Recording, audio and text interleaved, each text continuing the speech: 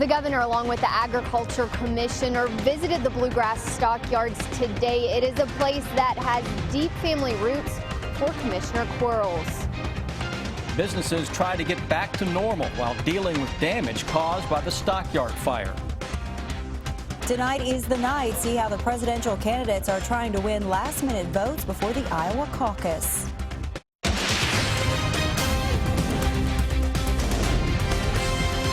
This is WKYT News at 5. Good afternoon to you. State leaders visited Lexington this afternoon to see the damage caused by Saturday's massive fire at the Bluegrass Stockyards. That fire burned 10 acres and spread to nearby businesses. Today, Agriculture Commissioner Ryan Quarles joined the governor for a tour of the scene. And for Quarles, the Stockyards played a big role in his life as he grew up. WKYT's Hillary Thornton begins our top story team coverage at 5 with more on their visit. The Bluegrass Stockyards are important to Commissioner Ryan Quarles, not just as the head of the state's agriculture department, but also because he has deep family roots here at the now destroyed facility. The place that has been reduced to piles of rubble holds a lot of memories for the commissioner. Some of my earliest childhood memories are sitting in the sail rink with my dad. My dad used to work here when he was a college student, UK College of Ag, so this was personal for me. A personal loss for Commissioner Quarles, devastating the business he says is like family to farmers like himself. One of the most prominent livestock facilities, not just in Kentucky, but in the eastern United States, and with Kentucky being the #1 cattle producing state in the country, and the east of Mississippi. Which is why Commissioner Quarles says it is important they do everything they can to help, noting the resilience of Bluegrass Stockyards as in the midst of all of this, they are still open for business at other locations. We deal with the emotion, but we also recognize that the work that we do is so important and so vital to feeding our nation and feeding the world that we had to get up this morning, put our boots on and go back to work, and that's exactly what we've done. Commissioner Quarles says it will take some time before they know what, if any, impact this does have on the economy. In Lexington, Hillary Thornton, WKYT. Governor Bevin and Commissioner Quarles both commended first responders and the Lexington Fire Department for their work battling the massive fire. Firefighters battled for hours on Saturday to try to keep that fire from spreading to nearby businesses. And while some had serious damage, others were able to reopen this morning with a few modifications. Our Sean Moody continues our top story team coverage here at 5. Some businesses out here were luckier than others. Up and down Lyle Industrial Avenue, you'll see gutted car lots, gutted buildings. Here at Leak Eliminators, they're trying to work through the fire aftermath as best they can. Bruce Whitaker wasn't sure how things would turn out Saturday afternoon. You don't realize the danger that you're in, but we were trying to get vehicles out. Cars were exploding everywhere, and the firefighters were just diving in. Man, it was just unbelievable, the effort that they put into this. The Bluegrass Stockyards are just across the street, and that massive tower of fire and smoke wasn't far away. But the fire just hit this and then took a turn and cut and went that direction. The winds changed. The tow lot next door is destroyed. All the cars burned to a crisp. This was Bruce's office. This was our office manager's office when you come in the door here. This side of the office is basically where I was at. We've had to move over to the dirty mechanic shop. This is what I've taken over. I've kind of a little OCD, so I've mopped the floor and got the dust out. While some businesses are beyond repair, Leak Eliminators is just trying to roll with it the best they can. Just pick back up and keep rolling. Everybody around us has no office, no building, no equipment, nothing to go back to. We lost an office and some computers and some material things. You know, all of our employees are still safe. They still get to go to work tomorrow, and we still have the equipment to stay and make money and you know, be productive. Like I said, it's just a blessing is all I can say. And the people here at Leak Eliminators plan to start rebuilding their office as soon as they can. In Lexington, Sean Moody, WKYT. What a great attitude there. The other business owners said that they have not figured out their next steps yet. Lexington police are still asking onlookers to stay away from that area. We have a complete coverage and stories of the Stockyard fire, including video and the latest headlines on WKYT.com and the WKYT News app. It's the middle of winter, but we have a taste of spring really today and tomorrow. Yeah, and while we have warmer weather, it is bringing us some potentially dangerous storms. WKYT Chief Meteorologist Chris Bailey is tracking it for us this afternoon. Yeah, tomorrow will be a WKYT First Alert severe weather day for the potential for strong and severe thunderstorms late afternoon and especially, I think, late tomorrow evening into the wee hours of the morning. You get a big warm up like what we've had over the past few days, and what's coming tomorrow, chances are something is going to give. Short term, it's very nice out there. Blue skies, Lexington 51 degrees, even with a northeasterly wind at 7 miles an hour. It is warmer than normal. Northerly winds should be a little colder than that. That's an indication this is not a big push of chilly air. 45 Jackson, Prestonsburg. We're the cold spots for the entire state. Much warmer to the west as that warm southwesterly wind already now beginning to gear up and blow back in to central and eastern Kentucky. The rains we had earlier this morning that were locally heavy at times, now off to our east, so some low clouds hugging parts of southeastern Kentucky. Let's broaden out the view and let's go way out, shall we? Blizzard across the Rockies heading toward parts of Kansas, Iowa, Nebraska, toward the western Great Lakes. We're worried about that low pressure center that will make a beeline toward the show me state of Missouri. See how that warm air across Louisiana and Texas? That'll be in here tomorrow afternoon. Then as the front makes its way into town tomorrow night, that's a severe weather threat across most of central and eastern Kentucky. With or without severe thunderstorms where you live tomorrow afternoon through tomorrow night, the potential is there for winds to crank close to 50 miles per hour. Hold on to those hats. When I come back in a few minutes, guys, we're going to break down the individual threats with the line of thunderstorms coming into town tomorrow night.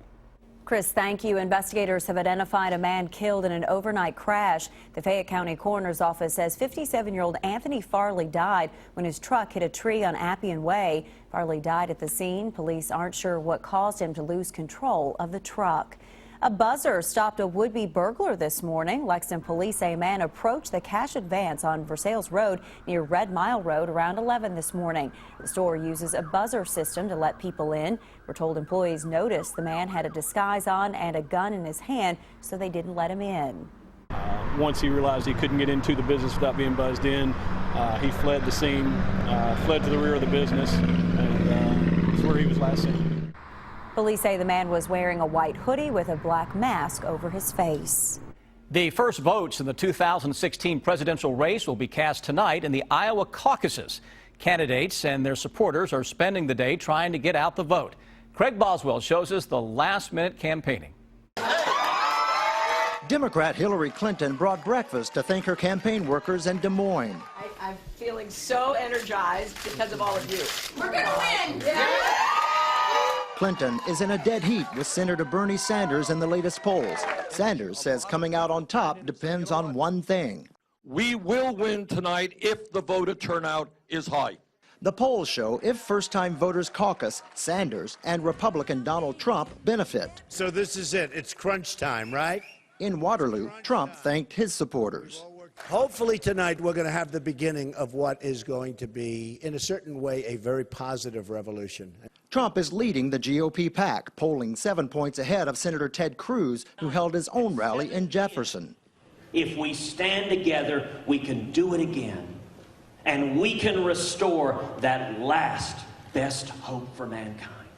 4 years ago, Amber Weisfinning caucused for Barack Obama. 3 weeks ago, she became a Republican, citing what she called a shift in issues. Just have been feeling the need to make a change. But like many in Iowa, Weisfinning has yet to decide on a candidate. Craig Boswell, CBS News, Des Moines, Iowa. A Des Moines Register poll released this weekend shows 45% of Republican voters in Iowa say they could still change their minds about whom they are going to support tonight.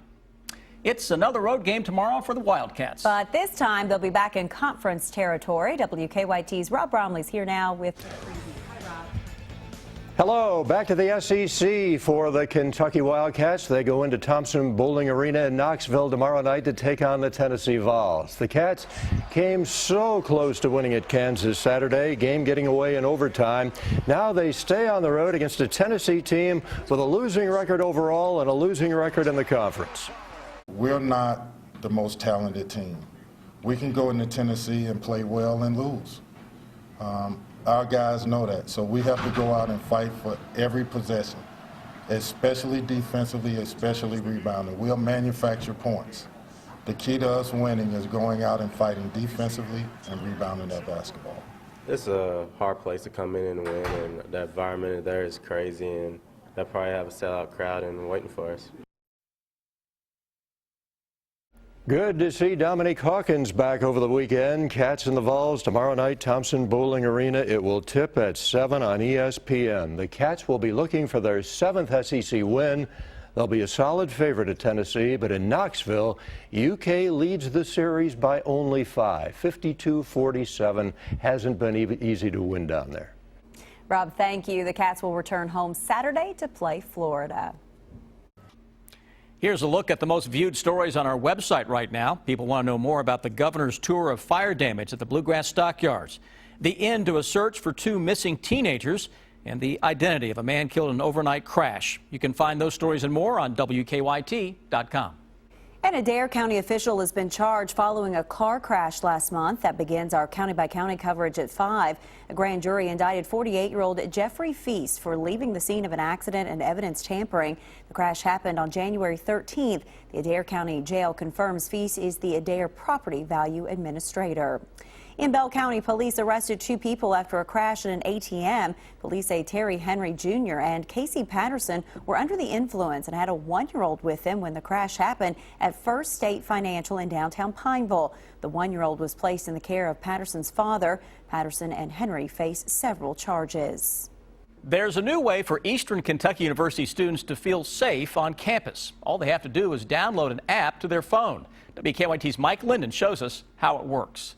EKU officials launched a mobile app today designed to help keep students safe on campus. It's called LiveSafe. I'm hoping it takes off like wildfire because student safety is so important. The app allows users to arrange a safety escort, virtually walk with someone, and also allows users to directly communicate with campus police by submitting a tip anonymously or not, with a photo, audio, or even video attachment. No one can look at where you are at any point in the day. So I think that the anonymity is key because no one wants to feel like they're snitching on something, but if they see something that needs to be reported, they know that they could do it safely. Campus officials and student leaders say with the student body using their mobile phones on a daily basis, they say it only seemed natural to launch a mobile app. Even though the app has only been available for less than a day, some early adopters say they like the features it provides. I feel safe here anyway, but you never know if you never know if something could happen, and that would just be an easy, quick way to get help. Student leaders say their goal is to have at least half of the 17,000 students download the app by the end of the month. In Richmond, Mike Linden, WKYT. LiveSafe's safety features will also work on EKU's regional campuses. It is time now for Better Living, health, education, and consumer news that impacts your life. The World Health Organization has declared the Zika virus a public health emergency. The announcement came during an emergency meeting today. The mosquito-borne virus has been linked to birth defects. Dr. Jonathan LaPook shows us what the announcement means for fighting the illness. The World Health Organization is declaring the Zika outbreak a global health emergency. The mosquito-borne virus is spreading rapidly through Latin America and the Caribbean and is linked to a serious birth defect called microcephaly. The clusters of microcephaly and other neurological complications constitute an extraordinary event and a public health threat to other parts of the world. Microcephaly causes babies to be born with abnormally small heads. So far in Brazil, more than 4,100 suspected cases are reported. Dr. Margaret Chan says while the link is still not scientifically proven, there seems to be a strong relationship. All agree on the urgent need to coordinate international efforts to investigate and understand this relationship better. Brazil is getting very aggressive in trying to stop the spread of Zika. Public health officials now have access to any home or building in order to get in there and destroy the mosquito breeding grounds. Troops are spraying insecticide to kill the Aedes aegypti mosquito that is transmitting Zika. Pregnant women are taking extra precautions. I hope to finish my pregnancy well, and I hope a healthy baby. World health officials estimate there may be as many as 4 million cases of Zika in the Americas over the next year. Dr. John LaPook, CBS News, Recife, Brazil. Last month, the CDC issued an alert warning pregnant women about traveling to areas where Zika is spreading. The Centers for Disease Control has also given Chipotle the all clear. The CDC has declared the restaurant chain E. coli free and is ending its investigation. Dozens of customers became sick after eating at Chipotle late last year. No deaths were reported. The chain will try to win back customers by offering deep discounts for Super Bowl weekend.